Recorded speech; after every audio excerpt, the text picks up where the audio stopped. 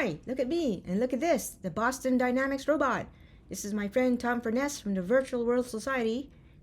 Yep, hi Tom. And we were at the Augmented World Expo 3 weeks ago. We saw a lot of really cool things, and we just indulged in a little fun discussion, which I'm going to share with you. Tom and I are actually talking about augmented reality and AI and the meaning of all of this, which lends credence to what it's like to ground ourselves in the emerging technologies. Tom was mentioning, I'm just doing this for just a wee bit so that I can share with my friends, and that we're in a place where we're still in an area of intoxication. Is that correct? Yeah. Okay. Yeah. I mean, we do things because we can do them, and they're sort of fun, and they're exotic and things like that. Yeah. But in the end, what's the substance? How does it change us? How are we better because of it? And so, yeah, we have this. Everybody's on a big buzz going on, and then you go home, and are you enriched? Are you lifted? Have you expand your sphere of comprehension? And I feel that we're going to be making these tools that actually generate a lot of cotton candy. They're sort of sweet to begin with, but then they don't do anything for us. So the real question is, how do we build these humane interfaces, ones that actually enrich our humanity and help develop the capability we already have is not being used. That's what I was talking to Caitlin a little bit about after you left. That's where I believe that we need to be concentrating on. We have so much capability we're not using. And even when we're talking about storytelling, the storytelling is the narrative storytelling can create a world within us. That's what books do. Right, that's what they do. They create a world of imagination. That's right. But if it's now done for us, sort of like movies, the Lord of the Rings movies, ruined the world that I'd built in my head from reading the books. So is that wrong? Is that bad? It is a different dimension, certainly. But so I think that this is a whole area that is important area for this community to be addressing in terms of the humanity of what we're doing. Right.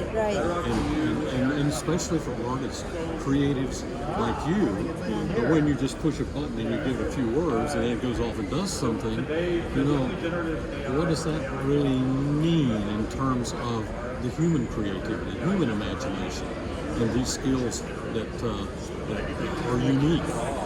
Because AI has no feelings. It's all just computer logic. Right, it is. And so, what differentiates what the AI can do? In fact, it's like what happens with AI in playing chess. Yeah. Chess can be. The machines will beat a human now playing chess. Now, the thing is, the machine can do all the moves that are possible. And play it out, or what the eventual ends can be. The human can't do that. But the human can do inductive reasoning, can make leaps, make connections that machines can't do right. Or at least they can't do it right now. Right. And the fact of feelings and emotions and things like that, that it can pretend to have them but not have them. So that is something we should need to be addressing. Well, also, here's another thing. Are we creators or are we partakers? If you are a creator, and what you're doing is something is coming out of you, interpreting that, and you're sending that out for other people to partake of that, and perhaps that causes something inside of them.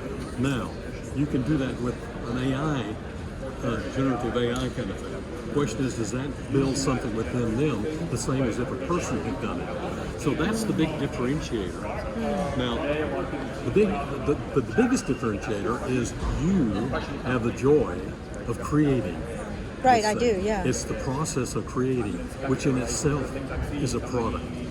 Not necessarily the end product, but the process of getting there. And that's what the AI takes away. So, right, exactly. Because if I'm doing, or anybody, for all you artists or writers out there, if we're doing a process-oriented work, it's exactly like listening to the author, right? About how do you come about it? What memories served you? What meaning? What decisions informed you? And I think that creates the meaning, right? Like the connections between how do we relate to other people and situations. And a machine can't do that. So it's really, so maybe the most important part about the whole creative process, or the artwork, or the writing of the book, like, you know, as we see this, right, has moved from the end product to the actual process. Maybe that's what will offer meaning. Well, it does now, certainly. Right. I think. But even with an artist, when you look, you know, let's say there's a painting in a gallery, and you go and you look at the painting, you think about it, you think about what was going on in the artist, when the artist actually painted it, on which that was created. Then you can appreciate it. But then you can't do that with a machine, right? No. I mean, it's just a number of words, some words that you put into some kind of algorithm, and it pops this thing out. Right. And so, a lot of it is going to have to do with not only the creator, Right. but the receiver, and what is the mindset of the receiver. Because otherwise, it's cotton candy. You know, it's just something you experience, but it doesn't necessarily, you don't have the other part of it, the meta part of it. Right. Comes, the spiritual part of it comes. Oh, gee, see, the funny thing is nobody talks about the spiritual neither. No. But see, that's what's happening. It's the spirit that is communicated through this medium. That when there is a creator behind it. Yeah. And so, and I think this is a fairly high level kind of thing that goes on, because then the spirit can communicate through that, even though it's still entangled. You know, from a quantum mechanics standpoint, it's still entangled. So the question is, can you have a spiritual experience with a machine, though? That's why I don't think so. See, that's what differentiates the human creation from the machine creation. Okay. There is no spirit there. And that is thank you very much, Tom, for your words of advice and your thoughts, and we'll Well, that's be just off the connected top of my soon. head. Thank you.